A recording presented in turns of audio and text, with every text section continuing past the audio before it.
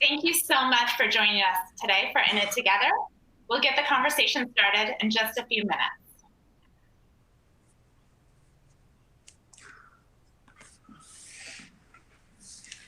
Wait, so to be clear, for the next few minutes, we just sit here?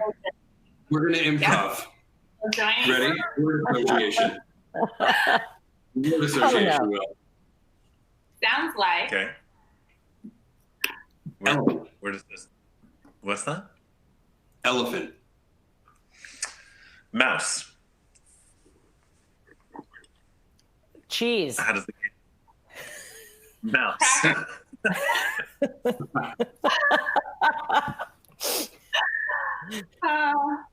Hopefully Mice. we don't go before we start. Okay, we'll just give another minute for a few more to join. Someone on the team just sent a message saying, people can hear you, just to be clear. And Don't say anything bad. I am clear on the fact that people can hear us right now. But some sort of game feels more appropriate than a 2-minute awkward silence. For anyone who is watching, thank you so much for caring enough about what we have to say to tune in. I mean that sincerely. Yeah.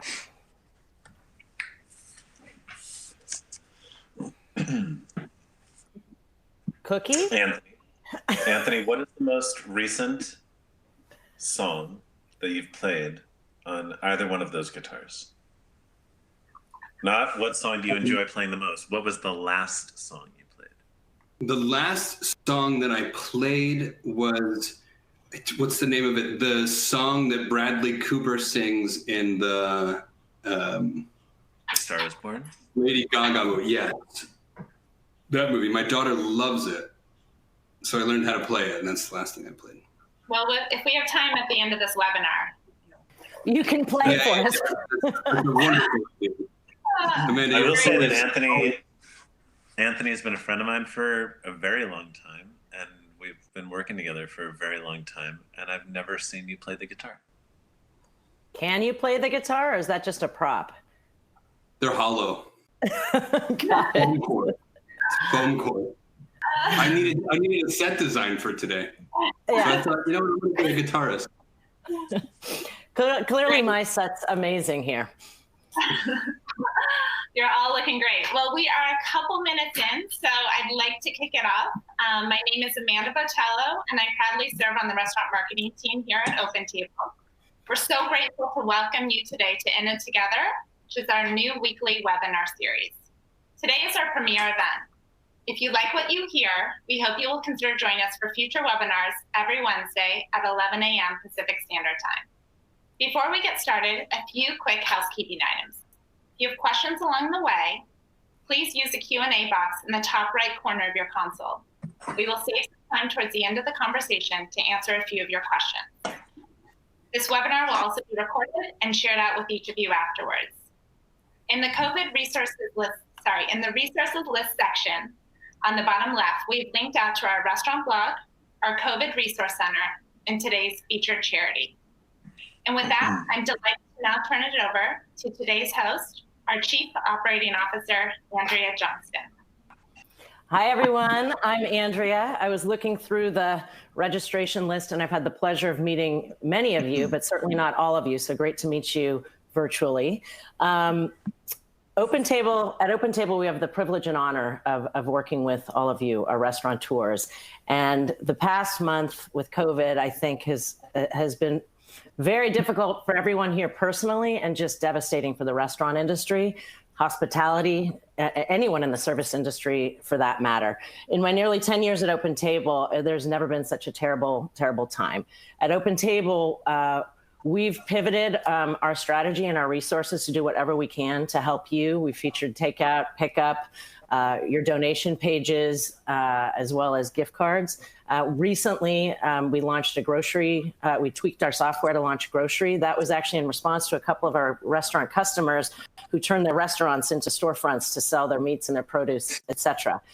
We've also shared our data, and that's really to to shine a spotlight for diners so they understand how terrible this is for the industry right now, and also educate them on how best they can support you. We've also launched a resource center on our blog that shares that data and shares some of the ideas from many of you, our thought leaders, on how you're getting through this crisis. And now with this, our first In It Together webinar, community is the most important thing right now for all of us in the industry to help support each other. And so we created this forum to bring in luminaries in the restaurant world to share some of their ideas, answer your questions. So we're delighted to kick off the first webinar with Will Guidara and Anthony Rudolf. They are the co-founders of the Welcome Conference. I saw a number of names who are actually at the Welcome Conference, which is just an incredible conference that they created in 2014 that's all about hospitality and hospitality first. I consider them just groundbreakers in the field of hospitality, and they're two of my favorite people because of their hearts and their openness and their passion. So really thrilled to have them kick this off with us. To give a little bit of background, if you don't know them, Will's a graduate from Cornell. He launched his career working with renowned chefs like Wolfgang Puck and Danny Meyer, and he then landed at 11 Madison Park and co-owned that with Chef Daniel Hume, and they took that restaurant the #1 ranking in 2017. And Anthony is a CIA grad, which I didn't know, and now I know, a CIA grad, and he comes also with an extensive background in hospitality, working with Thomas Keller, Jean-Georges. In addition to Welcome Conference, he is the owner-founder of Co-Create New York City and Union Square Play, which is an awesome place for families in New York City to take classes and things with their kids. So because of who they are and because of what they've done with Welcome Conference, we thought who better to bring together into conversation here to really inspire us during this trying time, and that I'm certain that they're going to do. And so with that, let's kick it off. And I guess I'd like to ask each of you, we'll start with you, Will, how have the last few weeks been for you? What's going through your mind? How are you handling things? Well, first of all, thank you for having us. No, I mean, listen, like everyone in the world, there's such a range of emotions, not that much of a range of activity. I think like most people, I've been here mostly in this room for the last few weeks. And I think it's split in a few different ways. There's certainly anxiety, and I think it's important to name that because everyone's feeling it. And for me anyway, the knowledge that the anxiety I'm feeling is something that's felt by almost everyone I've talked to makes it somehow more comforting to be feeling it. And I think that's one of the beautiful things about moments like this, and kind of accentuates your point about community. Knowing that what you are experiencing or feeling or going through, that you're not going through it alone on its own, is a beautiful form of medicine. But anxiety around how long this is going to last, anxiety around what the world looks like on the other side, anxiety around fear or concern for people that I love, both their health and their financial welfare. But then, I mean, listen, Anthony and I have talked about this a lot. You do not go into the restaurant business unless you're an optimist. I don't think it's a reality. Like, I don't know what the stats are about how many restaurants close, but most everyone I know about, or that I know in the restaurant business, even like the most surly kind of intensely challenging people, are optimistic. You do this for a living because you believe that you can succeed in a field where many fail. And so that optimism simultaneously drives me to find silver linings. And I think there's a lot of them, and we're going to go through a bunch of them today. But one of the things I've been feeling, listen, I think that, okay, I live in New York City. I've run restaurants my entire life. There's events, and there's accolades, and there's press, and there's dinners, and this and that and the other thing. And I just find that so many of us live life in the fast lane. So many of us go so quickly, so consistently, that life is full of highs. Life is full of so many highs, in fact, that at times moments of normalcy feel like a low. And so I've been instantaneously touched by the restoration of beauty in normal moments. Whether it's just a simple dinner with my wife or a phone call, catching up with an old friend, things that were so normal that they felt depressing in the past now feel restorative. And I think that's a really, really beautiful thing, and one that I hope to hold on to long after this is over. Awesome. Love that. Anthony, how about you? It's been the longest 4 weeks of my life. Like it's a day feels like a week, and a week feels like a month. And I just realized when we self-quarantined and closed our business, it was March 13th. And, you know, we made the decision in New York early, and this is Union Square Play. We have a 5,000 square foot event space in Union Square, and then a 7,000 square foot kids play space. And specifically with the kids, both are obviously closed. Neither have any business bringing anybody together anytime soon. And it's just been a wild, wild ride of figuring out what's right in that first week, which there was no good answer for. And we were moved by an Atlantic article around social distancing, which was like the first really firmly and strongly worded article that if you can't do anything, socially distance. And so we just closed the kids' play space. And then, you know, I think like everybody else out there in the hospitality industry is how are we going to serve tomorrow? We have a community of people that count on us for something. And so for that, we took the entire business online. You know, we have like 15 independent educators, we have full staff, and we have 4,000 families that depended on us for daily programming. And now even more, they were stuck at home, you know, with little ones under 3, working at home, trying to figure out any normalcy, and then also how to figure out how to be with your kids full time, 24 hours a day. And so we pivoted completely online, and every day have delivered a new daily activity, a new piece of online content, and a new way for parents to come online and connect. So it has been like a range of, you know, having a moving train stop and then start on a different track in 24 hours. Grappling with the fact personally that now when I take a walk down the street and I meet another human, I have to cross the street because I or they could potentially be dangerous. Like that was a whole mental mind mess. And so I started therapy. Every week I have a call with a therapist, a digital call, because it's so much to process. And then there's like the joy of being with my family, like confined, which is actually something I'm really happy about. So it's been a long, and I think we're all optimists. I agree. I think in this case, I've been more of a realist than I have ever been. And I am one of the furthest like optimists of just, we're going to be in this for a long time. And so where are the silver linings? Where are the daily joys? And then what's on the horizon? One thing you just said, it's incredible. I think we're alone. This is one of the beauties of digital, is Will and I can't feel each other's energy. But there's hundreds and hundreds of people sitting here together right now, sharing space and time. And it's just a really beautiful thing. Go ahead, Will, sorry. No, you said in the beginning, and I loved it, when you made the decision to close, you did what felt right. And I like how you articulated that, because I think one of the things that I find myself struggling with, and so many people struggling with, is operating in the absence of a playbook right now. And I think we're also used to like having some reasonably well-defined set of rules that help guide decisions that we're meant to make.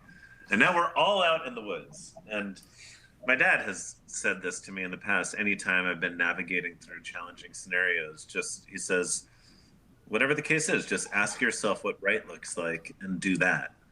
And I think there is a need for people to trust their guts right now more than ever before, because there's not any one right answer to any of the questions that are being posed.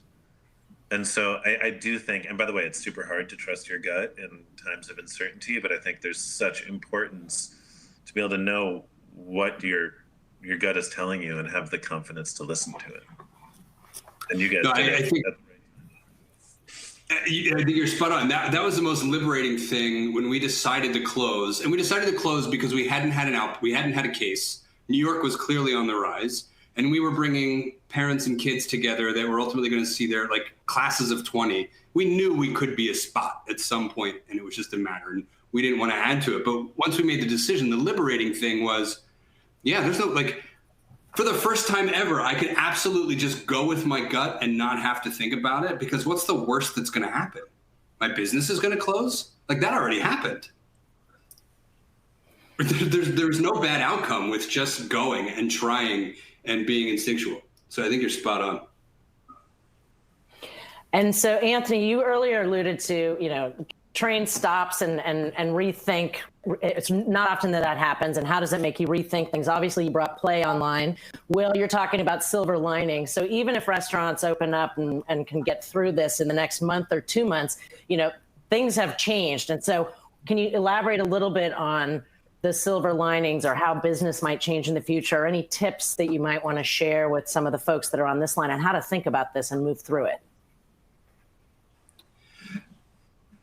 Yeah, I think the train stopping on the track has been a real mental reference for me, and especially when I'm doing my thinking around the restaurant industry, because it's never happened. It's never happened like this, and we restaurants things have happened to us more often than not.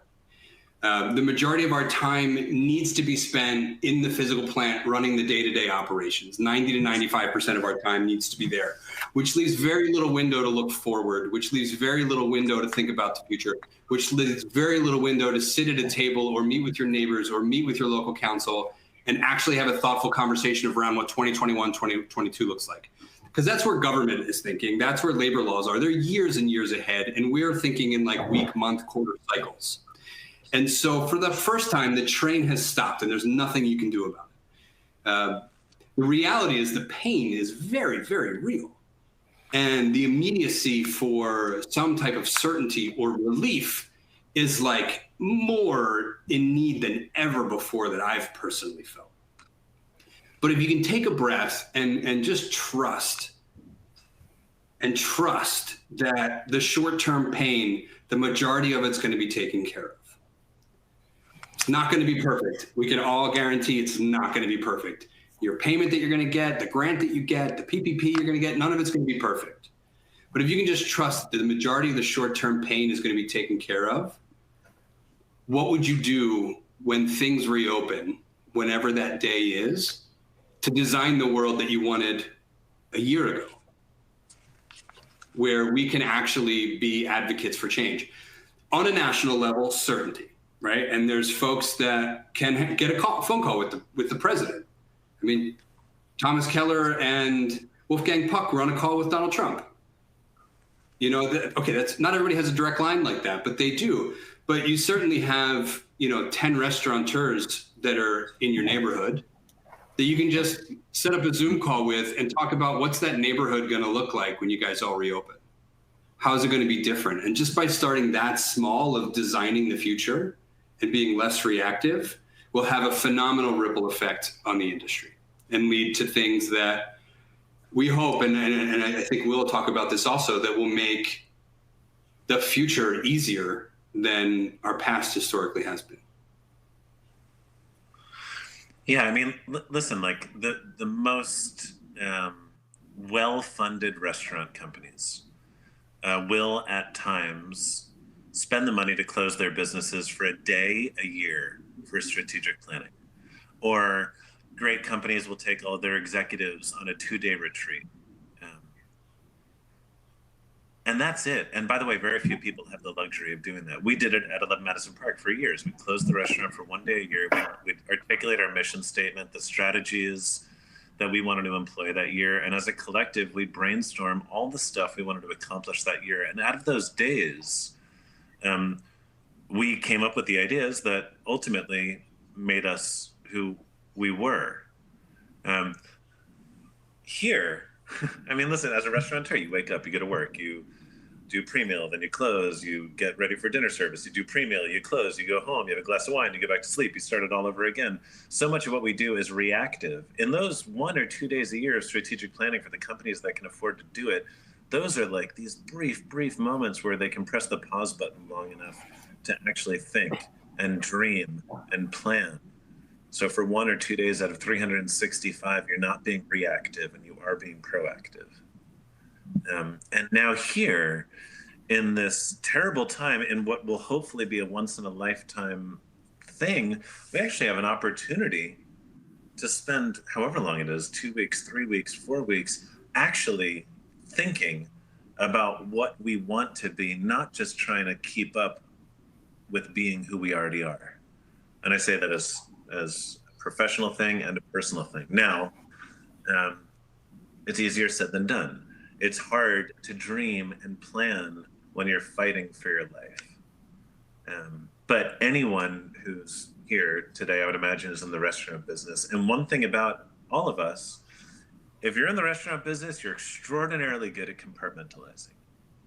Because there are plenty of nights, if you're working in the dining room, where table 22 is screaming at you that the food is taking too long, and then you have to go over to table 30 and be like, welcome.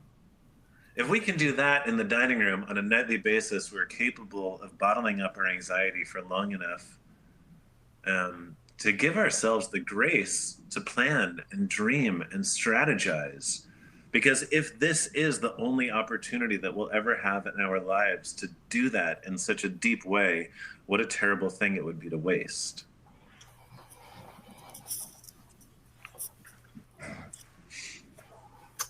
I'm done talking. Anthony, anything to add? I'm trying to read your faces on here. It's a little hard. It's a small box.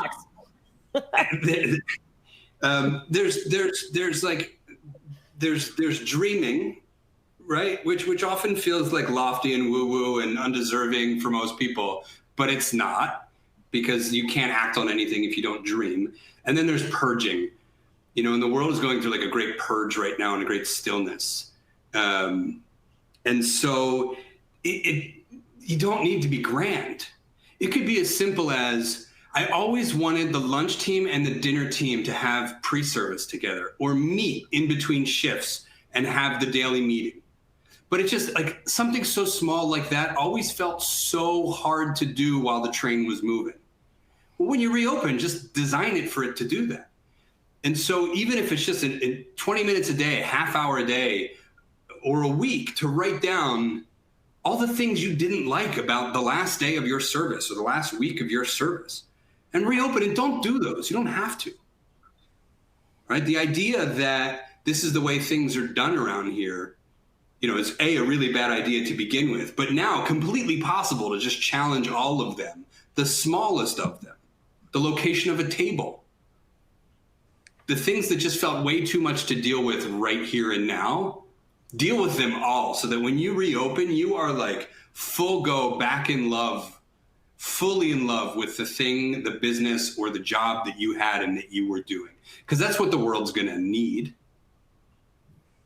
They're going to need for you to be in love with what you're doing. When they go out for their first meal, none of us are going to get on an airplane. We're going to go out to a cafe and we're going to go out to a restaurant. We're going to come to us, right? And we need you. We need each other to be in love with what you're doing on that first day back, so that we just feel absolutely blown away by it.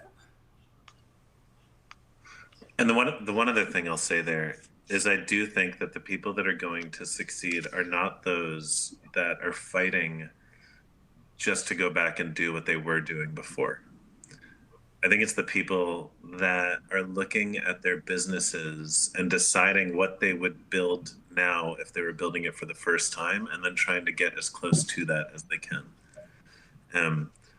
Our friend Simon Sinek has been talking a lot about that right now, that we need to move forward right now as opposed to just fighting to get back to where we were, because the world is going to change, and it's speculative the ways in which it's going to change.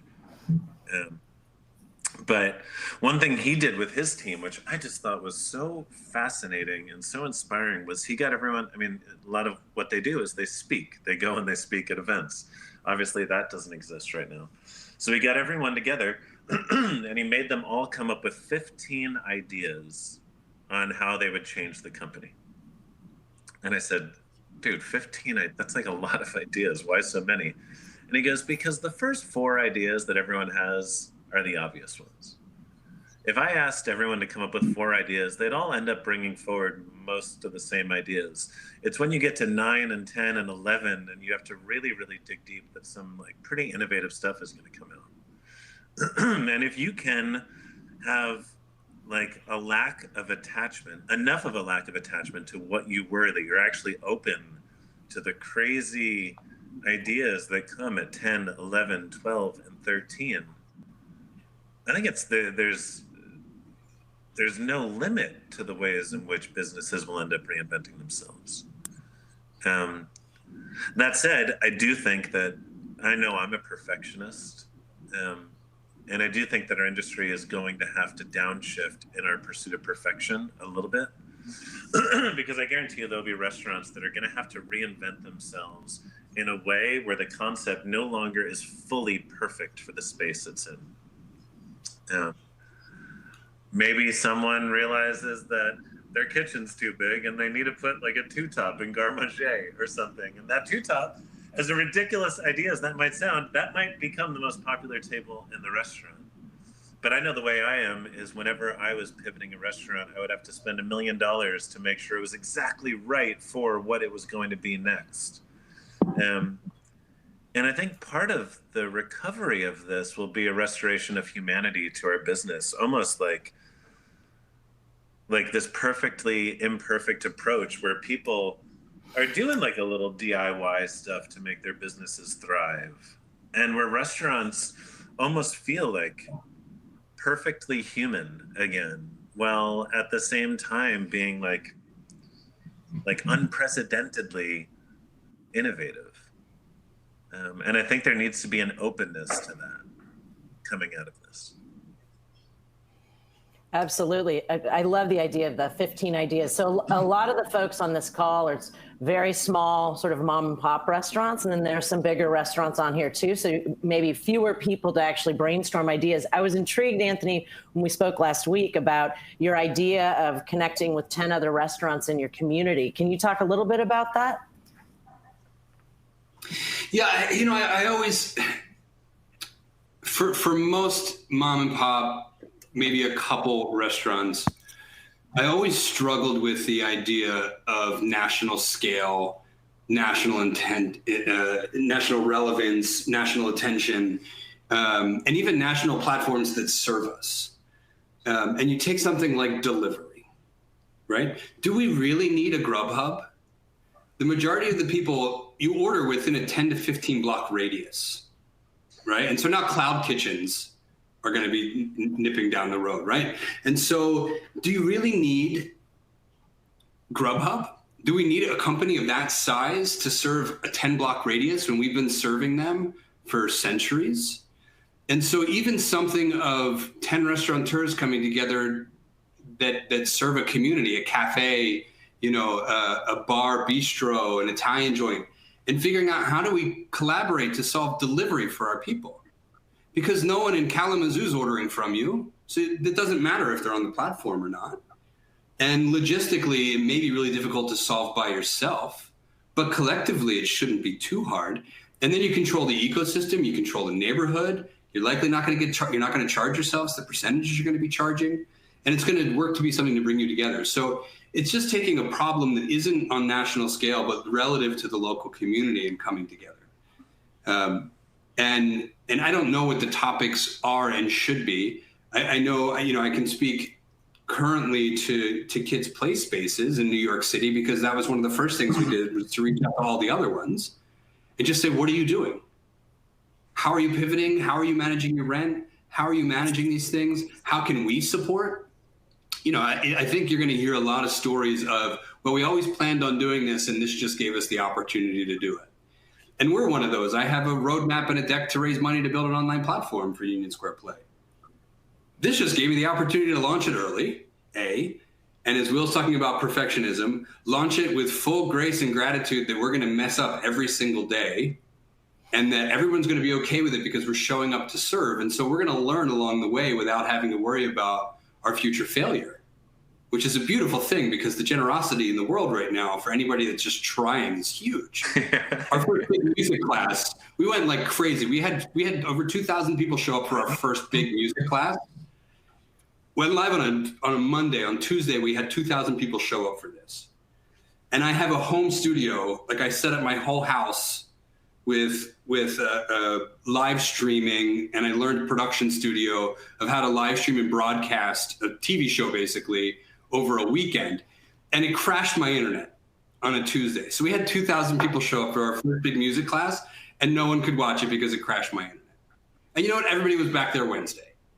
If that was like my big launch, it would have flopped, right? No one would have ever signed up. No one would have subscribed. And so just even reaching out and saying, hey, what are you doing? How can I help? And so in that, we are helping the other educators around us that weren't part of our network before, because now we have reach. And so I don't know what the topics are relevant to your community, but you do. And so now's the time to really be vulnerable. You've got the time to just let down your guard and just say, if only we could do this better. Maybe it's staff sharing, right? That was a big thing leading up to this, is the labor laws and 40 hours and time tracking, like all the labor laws, and that so people would work 3 days here and 3 days here and 3 days there so they could make the same money. But then, so how do you solve that responsibly? Whatever the topic is, I just think it's more important than ever that you find your 8 people. And that's probably all it is. That's how Welcome started. You know, Will and I hit it off at a Relais and Chateau Congress. The very first year is 2009. We didn't like each other before that. And the two of us then said, you know what, we should really bring Ben Chakroun from 11 Madison Park, from Le Bernardin in. We should bring Philippe from Jean George. We should bring Jeff Katz from Del Posto. And Nicolas Fanucci happened to be in town from the French Laundry at the time. And let's just get a coffee and talk. And we did that like once a quarter. And it was, and the Welcome Conference was born from that. So you don't know what's going to come from just 8 people sitting together on a Zoom call right now, thinking about how you're going to make a difference on your neighborhood. And I promise you, it will ripple across the country. And right now, in crisis, people are more inclined to collaborate than otherwise. The restaurant community, I mean, we've formed the Independent Restaurant Coalition with a bunch of people that otherwise never would actually be so inclined to be a part of a community because of that first word, independent. We're all fiercely independent. And so now it's like this brief moment in time where restaurateurs everywhere are like really deeply driven to want to work together. And so this might be like a very small window where accomplishing the kind of things you're bringing up actually have the ability to happen. I love that. Yeah, no, I love that. And the staff share and where these ideas come from. I mean, I've been speaking to tons of restaurateurs over the past few weeks, and my neighbor and friend, he's not opening for takeout pickup because he can't afford to pay his people, right, with the minimum wages here in San Francisco. I was talking to another restaurateur who went down to skeleton crew, and she was, you know, doing all of the cooking 20 hours a day, and like her staff and those that she went down to are just killing themselves. So she's thinking about how to bring back a couple of people. But if you could just reach out to a number of different restaurants and brainstorm together, I think that that's an incredible suggestion. I know we're going to move to Q&A in just a little bit, but as we're talking about ideas and recommendations, what are some actionable ideas or recommendations that either of you might have for individual operators out here now, whether it's PPP, community, anything that comes to mind that might help some of the folks on the call? I mean, with PPP and all of these relief programs, you talk about anxiety around uncertainty. Anyone that's spent any amount of time, it's almost like the world of wine. The more you learn about it, the more you realize you don't know. There's so much ambiguity in how those bills are written. And I think that's super scary. And people, you know, if you don't hit the right milestones in an 8-week period and get up to the right number of full-time equivalents and spend enough of that money on payroll and then it's not forgiven. But what I've been advising everyone is get the loan, take the money, put it in a bank account, because every few days more regulatory guidance is coming out. And I do believe that there is more and more awareness in DC, and fingers crossed, they're going to evolve some of the clauses such that they actually work more favorably for restaurants. I mean, that program is designed for the entire small business community. And the problem with that is that it works really well for some small businesses and horribly well for restaurants, chiefly because of two things. One, our business model requires people gathering together in person, and B, the number of people we employ. And so everyone that's struggling around the decision to take the loan, I've been saying very clearly, take the loan and then put the money in an account. You can always prepay it. There's no interest for 6 months, but have it so you have optionality. And then let's all just hope that DC does the right thing and gives us the guidance that they should have given the first time around to make it a more functionable relief package for us. I think that's one thing. When you mention PPP, that's the thing that jumps to mind for me. I'll give one piece of practical. Although Will and I, really founded the Welcome Comers on not being so practical, but being we believe you to be more than competent to make decisions. And so how do we provide inspiration and, a further perspective or deepening of perspective? I think the practical thing that I would say is if you had business interruption insurance, file a claim. Even if you know you're going to be denied, file on claim and get it on record. Because there's a lot of people working on setting some precedent with big law teams to sue business interruption, which ultimately will likely have to be backed by the government, whatever. However it happens, but if you had business interruption insurance, file a claim, even though you know you're going to be denied, so that you're on record. And so should some law come down the pipeline, you will have filed. That would be my one practical, because that could actually help you reopen and stock inventory if you had a policy. I think the deeper advice for right now, and I always go to a woo-woo place, is meditate. Is just sit still. Will and I are so opposite in this. Just sit still. The health of your business when you reopen is going to be based off the health of yourself. And my big lesson, I've never had therapy before. I've had life coaching and things, but my big takeaway is that I'm a control freak and I need to let it go. Everything, just let it go. And so what are you holding on to so tightly right now? Let it go. Let it go. Let it go. It's going to be okay. And the world's going to need us healthier than they are going to need us stressed and worried. I think you're doing a really good job in this conversation. I just want to affirm you. I'm like getting super inspired by you. I want to say two other practical things. One, generosity sometimes has consequences, and as much as there's financial anxiety right now, as people are figuring out furlough, health insurance, layoff, this, that, the other thing, this is a time to consult with a labor attorney. Because in pursuit of taking care of your team, you might do something incorrectly. And I've already seen some people make that mistake. And as you start to think about money in reopening, if there's one lesson that everyone in the restaurant business needs to have learned from this, it's that we need to keep more working capital in the future than we did in the past. And the reason we got all wiped out so quickly is because, and I was guilty of it, everyone was, no restaurants keep very much working capital. And so I think going back into this, all the heartache and the intensity that's going to go into reopening restaurants, make sure you have enough money in the bank, because it's going to take a minute. And that should be a part of the thought process now. And in the future also. But 10 years from now, I will still run restaurants where I have 3 times as much working capital as I did a year ago. Absolutely. Well, my last question was going to be, what inspires you? But clearly you inspire each other. So you guys have these great dialogues for everybody, and families and everybody else. So thank you for your insights and thoughts today. We're going to move over to Q&A. But before we do, I wanted to, each of these webinars, we're highlighting a charity, and you all chose Rethink Food New York City. So Will, could you talk to us a little bit about that? Yeah, Rethink is just an amazing organization.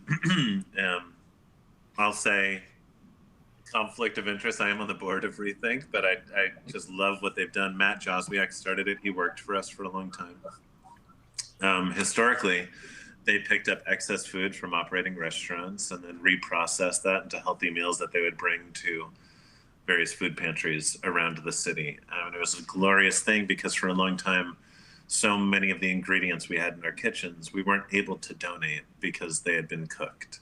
And there were a lot of laws around what you were able to donate. But they, through reprocessing those ingredients, were able to take them and use unbelievably high quality ingredients to feed people in need. And now they're turning restaurants into, they're like reopening restaurants as places to cook food and serve them to those same communities. And I think there's so many amazing programs right now, so many people serving hospital workers, but there's still like a ton of food insecure people in every city that continue to need help, and they're doing an extraordinary job of providing that help. Awesome. Great. Well, big thanks to all three of you for being so inspiring with us and with our audience today. I think we have time for 2 questions in the Q&A portion. This first one from the audience is a bit of a crystal ball question, but asking what is in store tomorrow for our industry, our staff, our business, our guests? What does the future look like for the industry at large if you were to predict? I mean, listen, I think there's a few different seasons we're walking into. And I want to have an answer that's like flowery and uplifting and optimistic.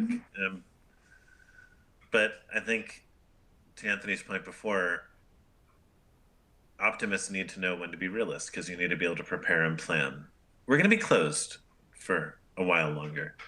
When we open, we'll differ city to city, but I mean, you already hear people saying that schools aren't going to open until June. Restaurants won't open before schools.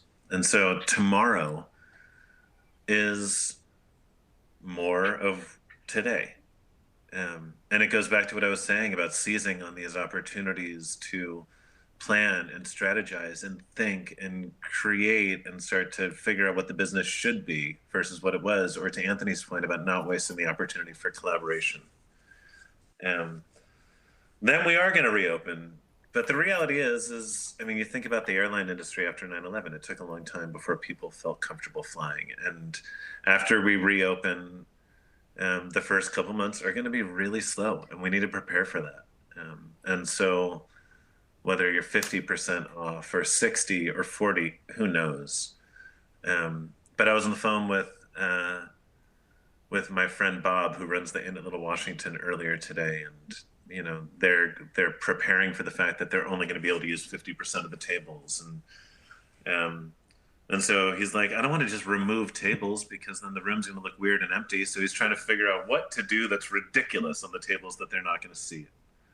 And so thinking about that stage, and then after that, there's pre-vaccine and post-vaccine. I think the reality is that 2021 is going to be slower than 2019, and restaurants with our slim margins, that's going to hurt. But listen, I was turning 11 Madison Park into a 4-star restaurant through 2008. So we had 4-star expenses, 4-star everything, but we didn't have 4-star demand, and we couldn't charge 4-star prices. So we basically almost went out of business in 2008. And so we had to come up with a ton of cost-saving ideas to get us through that period. And when we ultimately did get 4 stars and we're full again, we held on to all those disciplines, and it made us a much more profitable restaurant than we otherwise would have been. And so I think tomorrow, the next day, pre-vaccine, post-vaccine, one of the most important things is I don't know what the future is going to bring. I know it's going to be hard for a while. I know that America is resilient and the restaurant community is even more resilient. And we will get through this. But everyone, whatever your mechanism to making sure that you are able to hold on to a perspective that you have now such that you don't lose it when things get good again, I urge you to do that. If it's journaling, if it's this, if it's that, the stuff that we are learning, whether it's celebrating normal, whether it's embracing human connection, pursuing community, taking time to pause and innovate, if we can maintain all of these muscles that we're strengthening now, tomorrow, or whatever, a week from tomorrow, when things are good again, we'll be so much better for it. That's great. Thank you. Anthony, was there anything? No, that was great. Thank you, Anthony. What advice do you have for someone who's just joining the industry, or as leaders and professionals, what should we be teaching those that are just embarking on their careers in the hospitality industry? What's the most important thing for them to learn and know at the start of their careers? I think the lesson isn't always has been the same. I think we've lost sight of it over the last couple decades. And I think it's the same lesson for all of us of how to reemerge from this, and it's patience. Slow down. You know, again, I don't know how to say it in an unwoo-woo way, but there's a reason the whole world just stopped and slowed down. Something needed to happen. And it was slowing down. Our frenetic pace of advancement and you know, the way technology is flying past humanity, like there's a larger lesson here, and that lesson is, to me, consistent across everybody, which is just patience, and especially people entering. You know, it takes forever. Well, it takes 10 years to become an overnight success, and it takes a long time to actually be good enough to manage a complex business and own and run a complex business, and to actually take the care of others' lives, both guests and employees, into your own hands. And I think for the last few decades, there's been this race to be the youngest at something. And that doesn't need to be the case, which also means that we, the leaders, need to figure out how to pay the young more than they make. That's on us to figure that out so that they actually can be patient and have a life. But to me, it's patience. A new person entering this industry is just be patient. It's noble work. You're not sprinting towards anything except making people happy and healing people. Slow down and do it. Do it right. Yeah. And working capital. Working capital. More than anything, working capital. If it takes you 3 more months or 3 more years to raise 3 times more capital than you need, take the time. We'll spot on. I just want to thank all 3 of you for joining us today, to thank our audience for taking the time to tune in. As promised, a recording of this webinar will be made available afterwards, and we hope that you will choose to join us again next week if you're interested in hearing from notable restaurateurs. We'll have Bill Chait and Renee Erickson joining us, and they'll be tackling the COVID business pivot and what's next. We had our kickoff call with them yesterday, and I promise you this one is not to be missed as well. So until then, thank you. Please stay safe, take good care, be kind to yourself and others. Thank you. Thank you. Thank you, guys. you. Thank you.